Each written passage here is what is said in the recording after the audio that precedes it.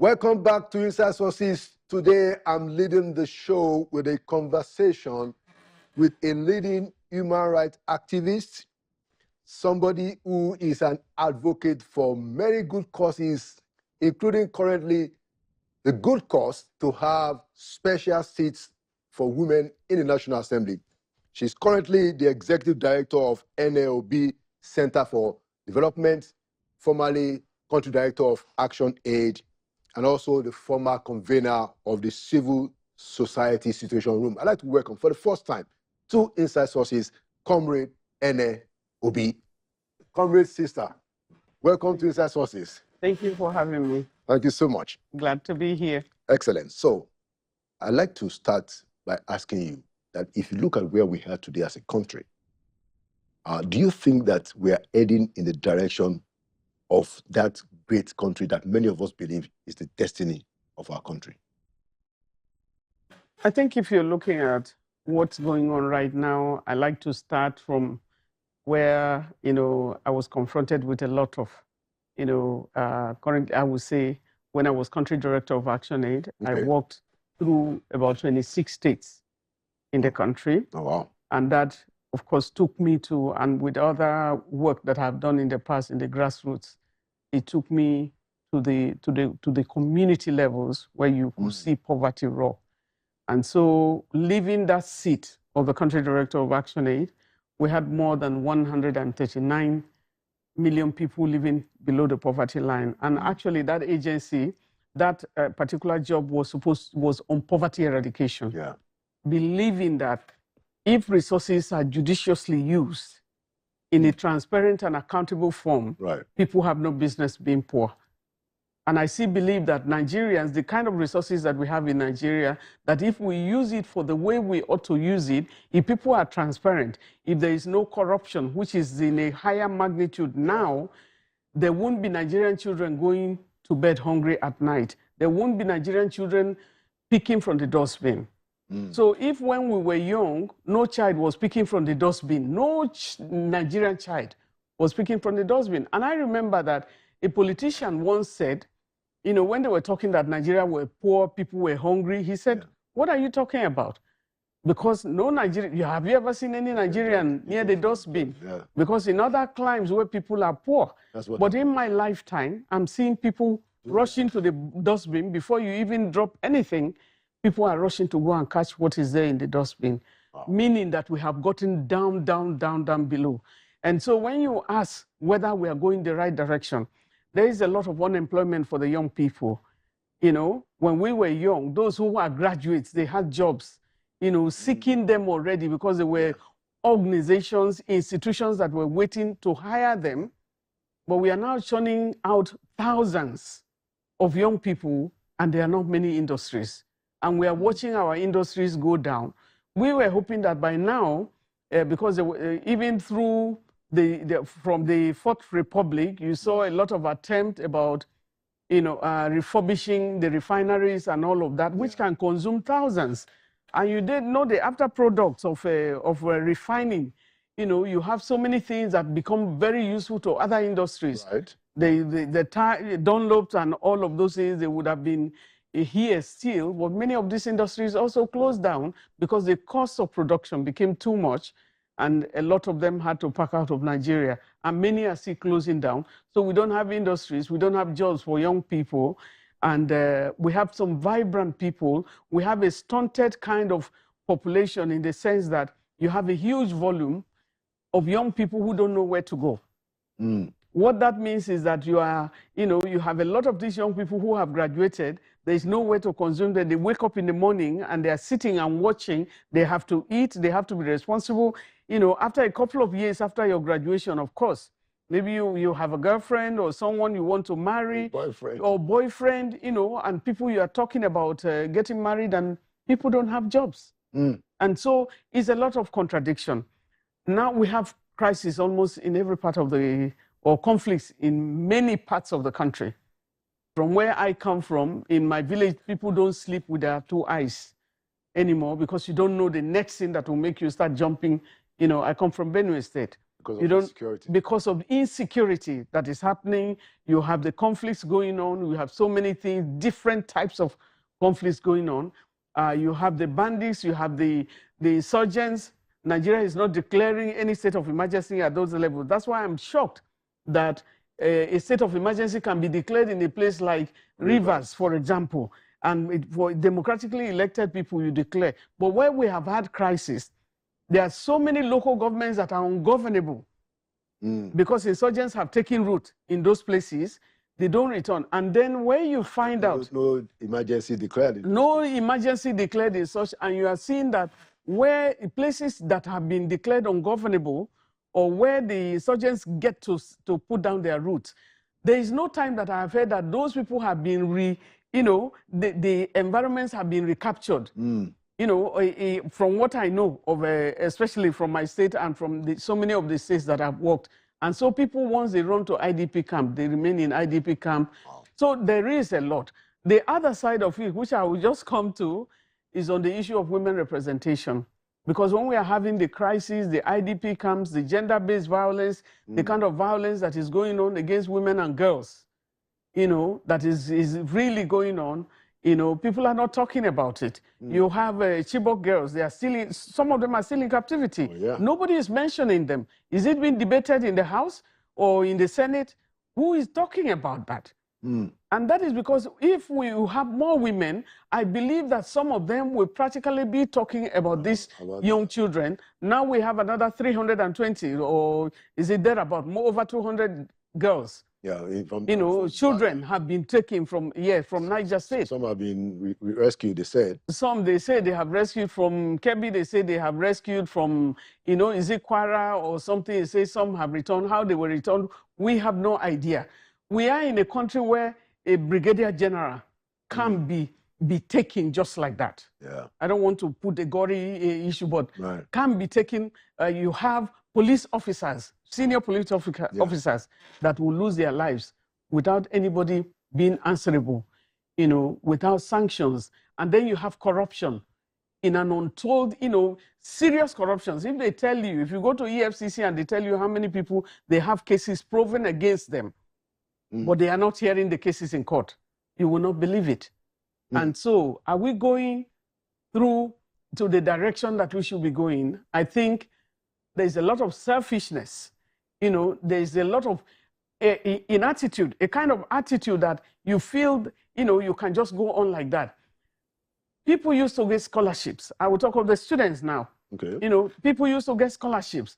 Those who are in government now, majority of them have scholarships to study because they all studied in public institutions. It's now that you have private institutions, universities, and all over the place. It wasn't there in the past.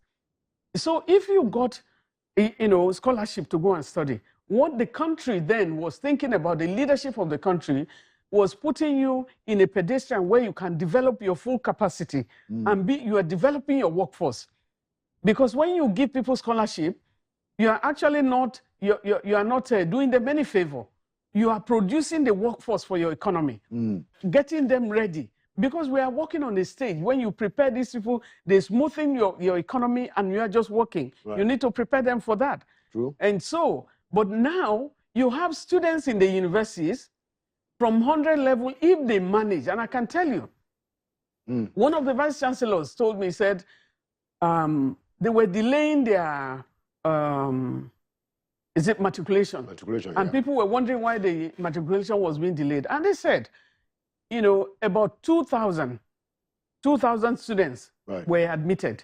Okay, that's in a particular university. In a particular university, and not up to 500 of them have had their acceptance fee. Wow. Because majority of those who are going to this place are people that belong to that more than 100 million that are living. They can't afford, they couldn't afford it. So they were delaying, hoping that more students. Well, was that before the NELFUND that the administration has put in place? They said they have about maybe 300,000 families. I think that happened shortly before the NELFUND. But how many millions is going through JAM in every year? Yeah. And how much money is going out? That's not, when you have a shock to a system, that's not systematic. Yeah. You want to jumpstart something to say, okay, we can give a few, let them apply. And this is loan. Yes, the government was giving at one time, was giving loans, student loans. People who were already even getting scholarships felt that they didn't have some adequacies, So you had, other alternatives that you can seek for funds. So I think what we are facing in this case is looking at, a kind of responsibility that if you have been given something, you ought to do more for those who are behind you. Yeah. But now we are not investing in the human capital, and we have a growing population. We have a young population, meaning that we have a population that we have to continuously be developing. Right. So some of them are dropping out from 100 level to 200 level. Many people are not going because schools have increased their fees. From 200 level to 300, 300 to 400. Yes. There are so many students dropping. If you go into research, you see that. And so what do?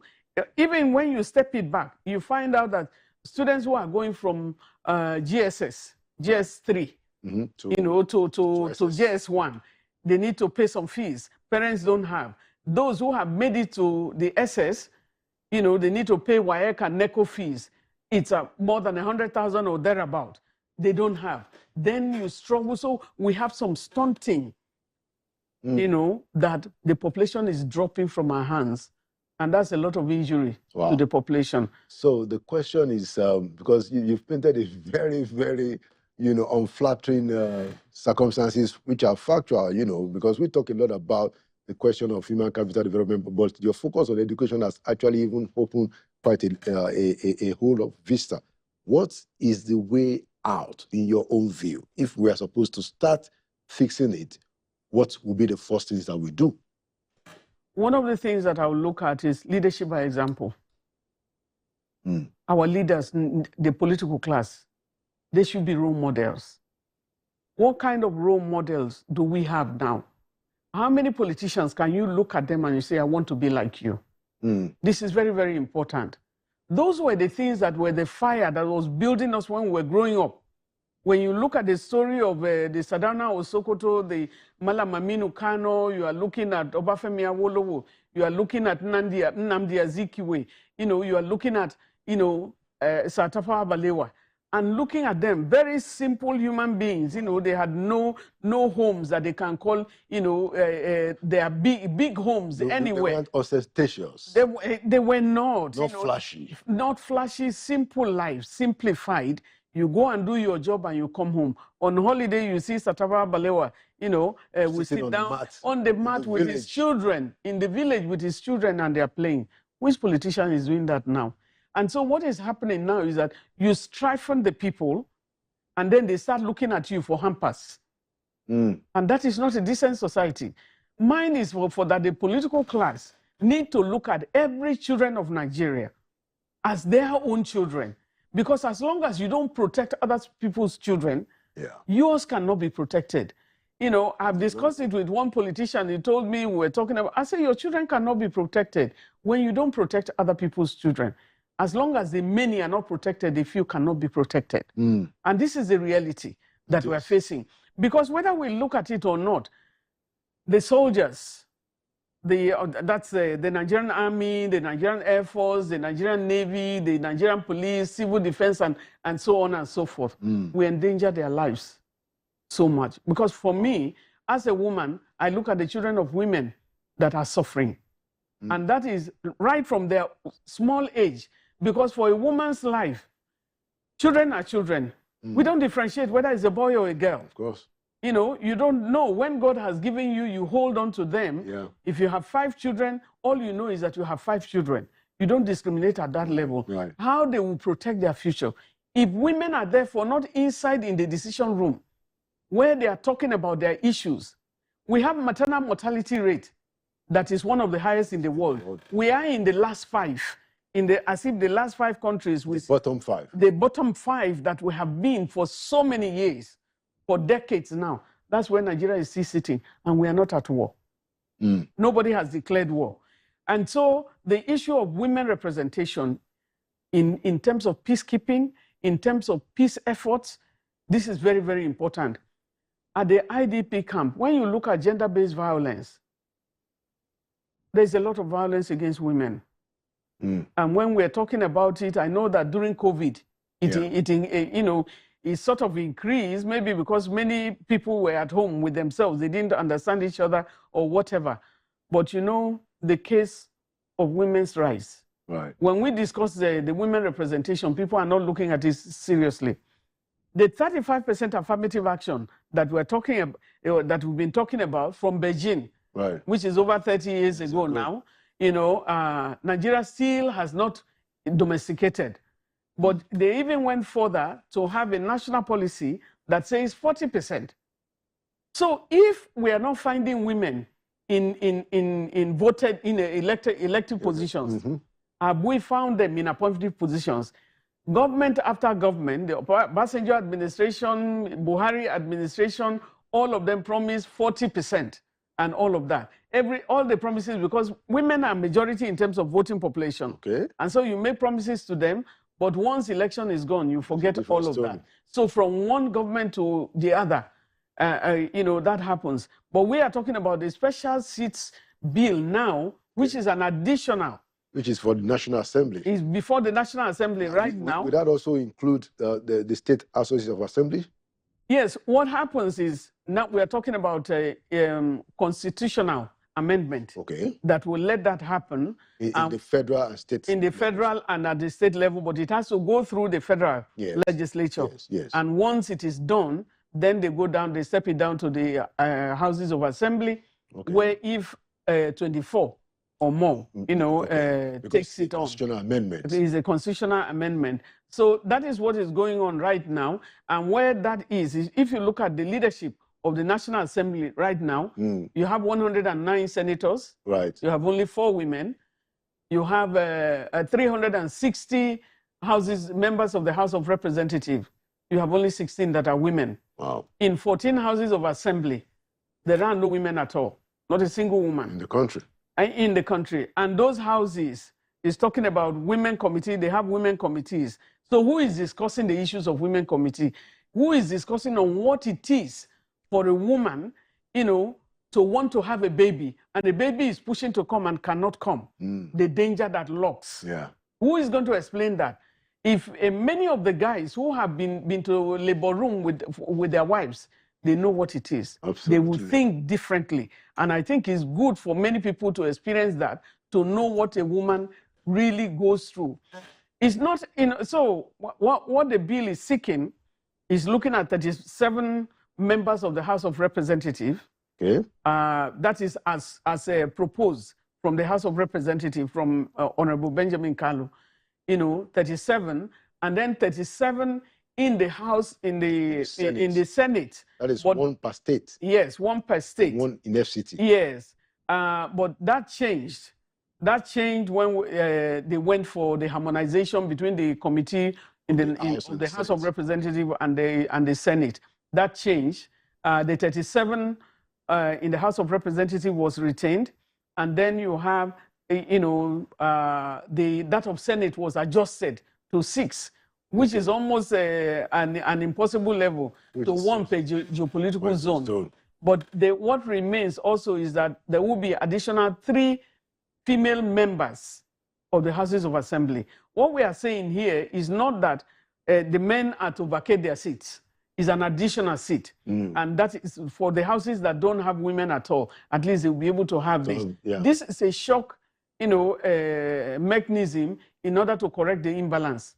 Or at least to introduce more diversity. Exactly. I mean, and I think this is something that you will expect we just say through. But I know that in the last National Assembly, it failed. 9th Assembly was thrown out. Under I think it was Bajabiamila as the Speaker and Lawan as the Senate. Yes. So what is the prospect now? What is happening currently? When are they going to vote, and how do you think that is going to turn out? Do we have the votes? I will not say for the last, today marks 1 month since we had a gender desk at the National Assembly. And the desk is before, of course, the bill was proposed from the House of Representatives. We went through the system. There was a committee that was created by the Speaker of the House of Representatives as an advocacy team, you know, to be able to lobby more members and all of that. And so we got the gender desk. So we should commend Mr. Tajuddin and Mr. Kalu. We commend, you know, the Right Honorable Speaker. Yes, Speaker, you know, for his leadership. And the deputy actually was the proposal, you know, of the bill, which we are very, very happy about. And I want to tell you that the House of Representatives actually gave a lot of commendations right from their first year. It's like, you know, in 2024, they celebrated International Women's Day like no other. That never happened before in the House of Representatives. And then in 2025, they also did the same. So the Senate did that of 2025. But what I want to say is that, you know, they've taken it and they really want this bill to pass. You know, they've been lobbying. I know that one thing is now, what is even maybe difficult now, because a little difficulty we will see is why 6? Why not 37? You know, that's the Senate. At the Senate. And then why not 3 per houses? Per each, that's 1 per senatorial zone. One of the arguments during the committee, one of the things they were raising is that there ought to be 3 members of the House of Representatives from each state in order to raise the percentage competition in terms of comparison. You want to increase in the House of Representatives, or you want to increase in the Senate, you can't have equal numbers. I think that debate went on, and then what we have today, but we hope they can adjust it, because when you have 1 woman per, you know, geopolitical zone, how does that really work? That's at the Senate. At the Senate. But what was proposed was to also have 37 in the House and 37 in the Senate. Yes. But it seems the 37 in the House seems to have been accepted. It still stays. But it's the 37 in the Senate that they want to reduce to 6. Yes. But what do you think are the prospects when they vote? Being at the gender desks, you know, for nearly you have been there. You have been there physically. Right. I'm just in the last 1 month. There. Right. I'm just coming from there, and I want to say that there are lots of people who are in support of the bill. There are some people who are not decided. There are some people who are not for the bill. And my own is that when you are in a constituency, you know that your voters are also women. What will this vote take from you? You talked about the 9th Assembly. Even the 7th Assembly threw it out because they thought they were going to lose the way it was proposed. You know, they were going to lose their seat. And there was another bill, you know, even the current Senate, we have Senator Mungunu, proposed the Gender and Equal Opportunity Bill. From Bono? Yes, from Bono proposed that. And so you have quite a number of people who are in support of what we're doing. And what we're saying is, nobody is talking about competition. Equality does not mean the same treatment. And I tell people, I said, okay, you, as someone who is married, how many times do you use the hospital in a year? How many times does your wife use it? So if there are no hospitals, who will it hurt? Who is feeling the pinch? Who is campaigning for it? Who will talk about the women's issues? Will you be able to speak about somebody with disability without a person for disability? You don't know anything. You don't know the inconveniences that they go through. You don't know the inconveniences that women go through. And so their voice in a room, the voices of that inclusion, will help you with a richer agenda for development. With the richer decisions that you will take.